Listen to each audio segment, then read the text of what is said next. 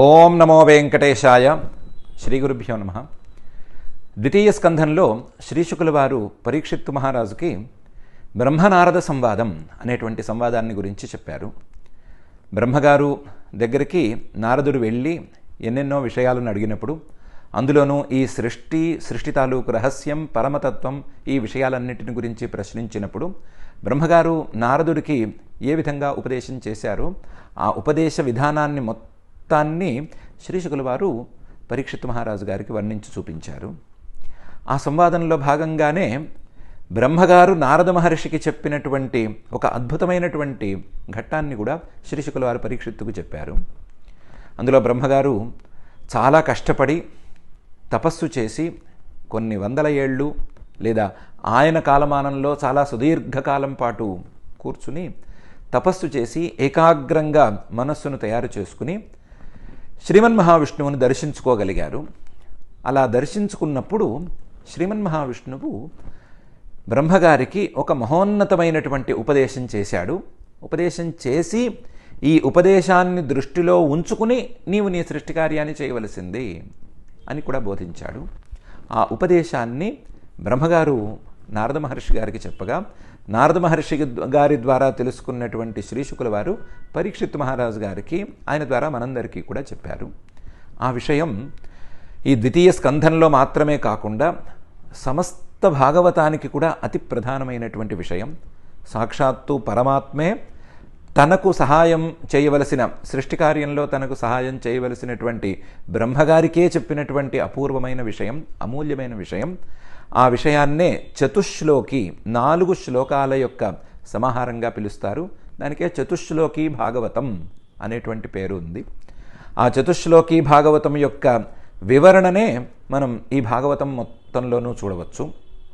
ఆ చతుశ్లోకి అనేటువంటిది ఇలా ఉంది. పరమాత్మ శ్రీమన్మహావిష్ణువు బ్రహ్మగారితో అంటున్నాడు, అహమే వాసమేవాగ్రే నాణ్యద్యత్ సదసత్పరం పశ్చాదహం యదేతచ్చ యో అవశిష్యేత సోస్మ్యహం అని మొదటి శ్లోకంలో. ఓ బ్రహ్మ, అహమేవ, నేనొక్కడినే, అహమేవ ఆసమేవ అగ్రే, ఈ సృష్టికి ముందు కూడా ఉండి ఉన్నాను, నేను ఉన్నాను, నేను ఉండి తీరతాను, నేను ఉండటంలో ఏ సందేహమూ అక్కర్లేదు, నేనే ఉన్నాను, నేను ఉండి తీరతాను. నాణ్యద్యత్ సదసత్పరం, ఈ సృష్టికి ముందు నీకు కనిపించేది, కనిపించనిది, నీకు కారణంగా కనిపించేది, కార్యంగా కనిపించేది, ఆ రెండిటికీ విభిన్నంగా ఉండేది ఏమీ లేదు. కేవలం నేను మాత్రమే ఉన్నాను.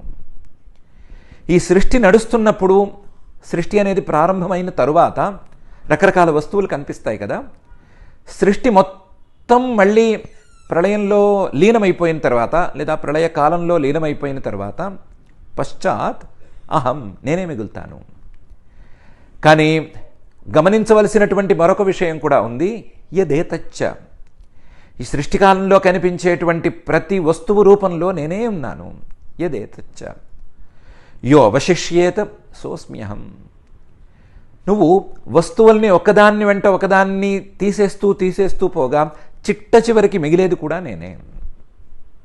ఒక వస్త్రం తీసుకుని, వస్త్రం అంటే ఏంటి అంటే ఎన్నో దారాలను నిలువుగాను అడ్డంగాను చేరిస్తే వచ్చేదే వస్త్రం అని సమాధానం చెప్పుకుంటావు. అంటే దారాలు, వాటి యొక్క అమరిక వస్త్రం అని తేలింది. వస్త్రం అనేది లేనే లేదు, దారాలు వాటి అమరిక మాత్రమే ఉన్నాయి. మరి దారాలంటే ఏమిటి, వాటి అమరిక అంటే ఏమిటి అని మళ్ళీ ప్రశ్న వేసుకుంటే, దారాల యొక్క అవయవాలు, వాటి యొక్క అమరికే దారాలు అనేటువంటి విషయం తేలుతుంది. మళ్ళీ దాని లోపలికి వెళితే దాని అవయవాలు ఇలా తేలగా చివరికి మూల ప్రకృతి దాకా కూడా వచ్చిన తరువాత, ఆ మూల ప్రకృతిని కూడా సరిగ్గా అర్థం చేసుకోలేక దాన్ని కూడా తొలగించిన తర్వాత, తీసేసిన తర్వాత, యహ అవశిష్యేత సోస్మ్యహం, ఈ సృష్టి ధర్మాలు, సృష్టికి మూల కారణంగా కనిపించేటువంటి మూల ప్రకృతి, వీటన్నిటినీ తీసేసిన తర్వాత మిగిలేటువంటి వస్తువునే నేను. మరైతే మూల ప్రకృతి దాకా ఏ వస్తువు లేకపోతే, ఆ మూల ప్రకృతితో సహా అన్ని వస్తువులని తీసేస్తే మనకు ఈ కనిపించేటువంటి ప్రపంచమంతా కూడా భ్రమే అని తేలుతుంది కదా, దాన్ని ఒప్పుకోగలమా అంటే తప్పకుండా ఒప్పుకొని తీరాలి. ఆ మూల ప్రకృతి యొక్క లక్షణమే అది. మూల ప్రకృతి రకరకాల వస్తువులను తయారు చేసి భ్రమలు కలిగేలా చేస్తుంది అనే విషయాన్ని పై శ్లోకంలో చెప్పాడు. ఋతేర్థం యత్ ప్రతీయేత న ప్రతీయేత చాత్మని తద్విద్యాదాత్మనో మాయాం యథాభాస యథా తమః అని. ఋతేర్థం యత్ ప్రతీయేత, అక్కడ వస్తువు లేకపోయినా సరే వస్తువుని మనం లాజికల్గా ప్రూవ్ చేద్దామని అనుకున్నప్పుడు దానికి నిలబడకపోయినా సరే ఋతే అర్థం యత్ ప్రతీయేత కనిపిస్తోంది. కానీ జాగ్రత్తగా ఆలోచించి తత్వాన్ని గనక అందుకోగలిగితే న ప్రతీయేత చాత్మని, ఇది నిలబడదు. న ప్రతీయేత చాత్మని. ఇలా ఋతేర్థం యత్ ప్రతీయేత న ప్రతీయేత చాత్మని అనేటువంటి లక్షణం ఎక్కడైనా వచ్చినట్లయితే తద్విద్యాత్ ఆత్మనో మాయా, దాన్నే మాయా అని అర్థం చేసుకోవాలి. ఆత్మనో మాయా, ఆత్మస్వరూపాన్ని ఆత్మతత్వాన్ని మూసేసి ప్రపంచాన్ని కనిపించేటట్లు చేసేటువంటి మాయగా దాన్ని తెలుసుకోవాలి. కొంతమంది మూల ప్రకృతి అంటారు, కొంతమంది వేరు వేరు పేర్లు పెడతారు, కానీ అది మరొకటేమీ కాదు, అది కేవలం మాయే. తద్విద్యాదాత్మనో మాయా యథా ఆభాస యథా తమః. ఏదైనా ఒక లక్షణంతో నిర్వచించలేనిది ఉంటుందా అని అడిగితే తప్పకుండా ఉంటుంది. యథా ఆభాస, మనకే కలిగేటువంటి ఎన్నో భ్రమలున్నాయి, మనకే తోచేటువంటి ఎన్నెన్నో లాజిక్కి నిలబడనటువంటి అంశాలున్నాయి. వాటన్నిటినీ ఉదాహరణగా తీసుకోవచ్చు, చీకటిని ఉదాహరణగా తీసుకోవచ్చు. ఇలాంటి ఉదాహరణలను ఎన్నిటిని తీసుకున్నా సరే వాటన్నిటిలాగా వ్యవహరించేటువంటి ఈ మాయ అనేది ఒకటి ఉంది.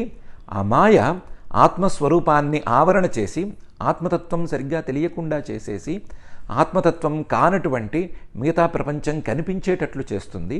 ఆ కనిపించేటువంటి మాయని నిజమని నమ్ముతూ ఉంటారు, కానీ కనిపించేటువంటి మాయ నిజం కాదు. కనిపించేటువంటి ప్రపంచం, అందులో వస్తువులు, ఆ వస్తువులకు మూల కారణంగా ఉండేటువంటి మాయ, ఇవి నిజం కావు. యహ అవశిష్యేత సోస్మ్యహం, వాటిని కూడా తీసేస్తే మిగిలేటువంటి నేను మాత్రమే, పరమాత్మను మాత్రమే, తత్వాన్ని అని చెప్పాడు. ఈ విషయం సరిగ్గా అర్థం కావటం లేదు అని ఆయనకే అర్థమయ్యి, యథా మహాంతి భూతాని భూతేషూచ్చావచేష్వను ప్రవిష్టాన్యప్రవిష్టాని తథా తేషు న తేష్వహం అని ఇంకొక విషయాన్ని కూడా చెప్పాడు. ఏదైనా ఒక మహాభూతాన్ని, పృథివీ, జలము, తేజస్సు, వాయువు, ఆకాశం అనేటువంటి పంచమహాభూతాలలో ఏదైనా ఒక మహాభూతాన్ని, అంటే సూక్ష్మమైనటువంటి భూతాన్ని తీసుకుంటే ఆ సూక్ష్మమైనటువంటి భూతం భూతేషు ఉచ్చావచేష్వను ప్రవిష్టం, చిన్న చితకాగా కనిపించేటువంటి చిన్న చిన్న మట్టి పిడతల్లో కావచ్చు, మట్టి కుండల్లో కావచ్చు, పెద్దగా ఉండేటువంటి వాటిల్లో కావచ్చు, నీటిలో కావచ్చు, వాటిల్లో ఈ మహాభూతాల యొక్క సూక్ష్మ రూపాలు కలిసి ఉంటాయి. భూతేషు ఉచ్చావచేష్వను ప్రవిష్టాని, ఒక్కొక్క భూతము తన యొక్క మరొక స్థూలంగా కనిపించేటువంటి భూతంలో కలిసి ఉంది, చేరి కనిపిస్తూ ఉంది. కానీ ఆ ప్రవేశించినంత మేరకు మాత్రమే మహాభూతం యొక్క ఉనికి అని చెప్పుకోవడానికి వీల్లేదు. సూక్ష్మభూతం మనకు కనిపించేటువంటి స్థూలభూతం కంటే చాలా విస్తృతమైనది, పెద్దదైనది. దానికంటే విడిగా కూడా ఆ సూక్ష్మభూతం అనేది ఉంది. ప్రవిష్టాని అప్రవిష్టాని, అవి ఈ వస్తువుల్లో ప్రవేశించకుండా కూడా తమ ఉనికిని కాపాడుకుంటూ ఉన్నాయి. తథా తేషు నతేష్వహం, ఈ మహాభూతాలతో కలిసిన లేదా మహాభూతాలతో కలుపుకుని ఈ సృష్టి మొత్తంలో కూడా నేను అలాగే ఉన్నాను, నేను వాటిల్లో కలిసినట్లుగా ఉన్నాను. నా యొక్క సత్తా, నా యొక్క ఉనికి వాటిలో కనిపిస్తూ ఉంది, కానీ వాటికంటే బయట కూడా నేనున్నాను. ఆ పదార్థాలతో సంబంధం లేకుండానే నా యొక్క ఉనికిని నేను కాపాడుకుంటూనే ఉన్నాను అని చెప్పాడు. చాలా లోతైన గంభీరమైనటువంటి అర్థం ఉన్నటువంటి ఈ శ్లోకాన్ని ఇలా చెప్పి, ఈ విషయం చెప్పినంత సులభం కాదు అర్థం చేసుకోవటం. కానీ ప్రారంభ స్థితిలోనైనా సరే దీన్ని అర్థం చేసుకోవాలి అనేటువంటి ఆలోచనైనా కనీసం చేయాలి. ఏతావదేవ జిజ్ఞాస్యం తత్వజిజ్ఞాసునాత్మనః అన్వయ వ్యతిరేకాభ్యాం యత్ స్యాత్ సర్వత్ర సర్వదా. ఏతావదేవ జిజ్ఞాస్యం, ఏదో అది తెలుసుకుంటాను, ఇది తెలుసుకుంటాను, ఇక్కడి నుంచి ఎగురుతాను, ఎగిరి ఎక్కడికో వెళ్తాను, వేరే గోళం మీదకి వెళ్తాను, వేరే గ్రహం మీదకి వెళ్తాను, దాని గురించి తెలుసుకుంటాను, దీన్ని గురించి తెలుసుకుంటాను కాదు. ఏతావదేవ జిజ్ఞాస్యం. ఈ ప్రపంచమంతా కూడా తీసేస్తే మిగిలేదేది? ప్రపంచాన్ని మొత్తాన్ని తోసేస్తే ప్రపంచానికి కారణంగానో లేదా ప్రపంచంతో సంబంధం లేకుండానో మిగిలే వస్తువు ఏది అని తెలుసుకోవాలని కోరుకోవాలి. అలా తెలుసుకోవటానికి కావలసినటువంటి విచారణను చేసుకోవాలి. ఏతావదేవ జిజ్ఞాస్యం. అయితే మాకు అలాంటి జిజ్ఞాస లేదు అంటే వదిలేసుకోవచ్చు, పర్వాలేదేమో. కానీ తత్వజిజ్ఞాసున, తత్వం తెలుసుకోవాలి అనేటువంటి కోరిక ఉంటే మాత్రం ఈ విచారణను చేసుకుని తీరాలి.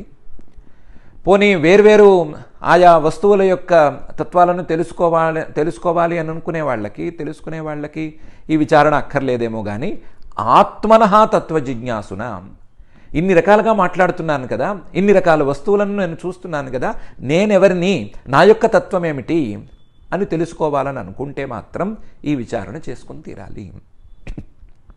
ఏతావదేవ జిజ్ఞాస్యం తత్వజిజ్ఞాసునాత్మనః అన్వయ వ్యతిరేకాభ్యాం యత్ స్యాత్ సర్వత్ర సర్వదా. దానికి ఒక సూక్ష్మమైనటువంటి విధానం ఉంది. ఆ విధానం అన్వయ వ్యతిరేకాలు. ఏం కనిపిస్తోంది, ఏది ఉంటే ఏది కనిపిస్తోంది, ఏది లేకపోతే ఏమిది కనిపించదు.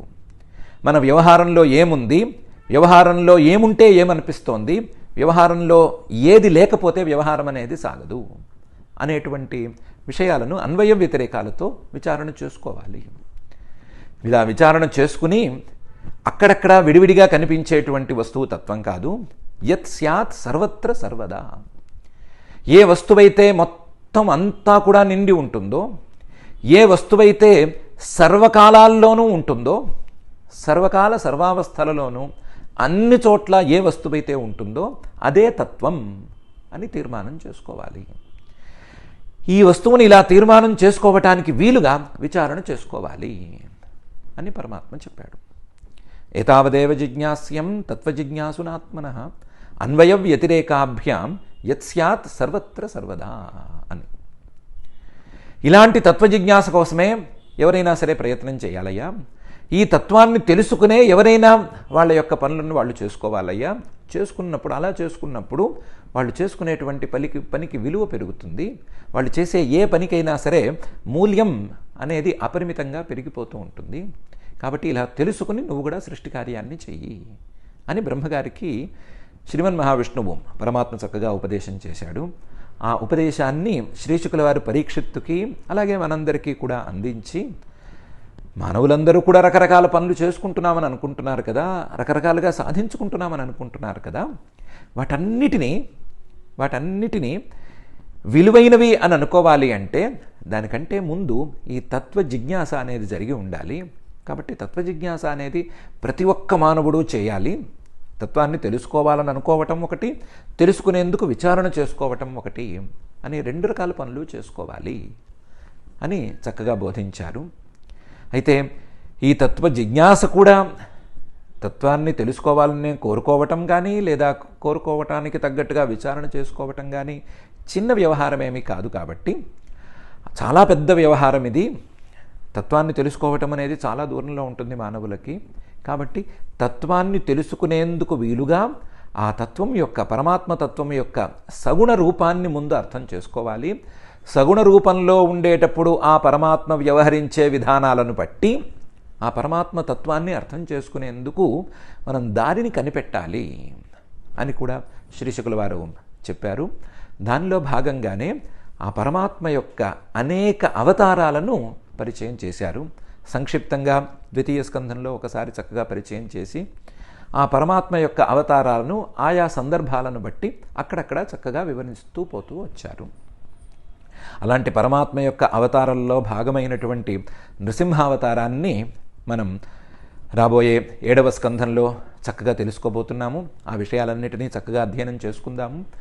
చేసుకునేటప్పుడు ఆ నృసింహ అవతారం ఏమిటి, నృసింహ అవతారానికి పరమాత్మతత్వానికి ఉండేటువంటి సంబంధం ఏమిటి, ఆ అవతారంలో పరమాత్మతత్వాన్ని తెలుసుకునేందుకు వీలుగా ఆయన ఏ రకమైనటువంటి విశేషాలను ఉంచాడు అనేటువంటి విషయాన్ని కూడా అర్థం చేసుకుందాము. అర్థం చేసుకుని అవతారాన్ని అర్థం చేసుకుని అవతారంతో పాటు తత్వాన్ని అర్థం చేసుకునేందుకు దారిని కూడా చూసుకుని దాని ద్వారా పరమాత్మే బ్రహ్మగారికి చెప్పినటువంటి ఏతావదేవ జిజ్ఞాస్యం అనేటువంటి వాక్యానికి మనం కూడా కొంతమేరకు న్యాయాన్ని చేకూరుద్దాము. ఆ విధంగా మన జీవితాలను మనం సార్థకం చేసుకుందాము. ఓం నమో వెంకటేశాయ.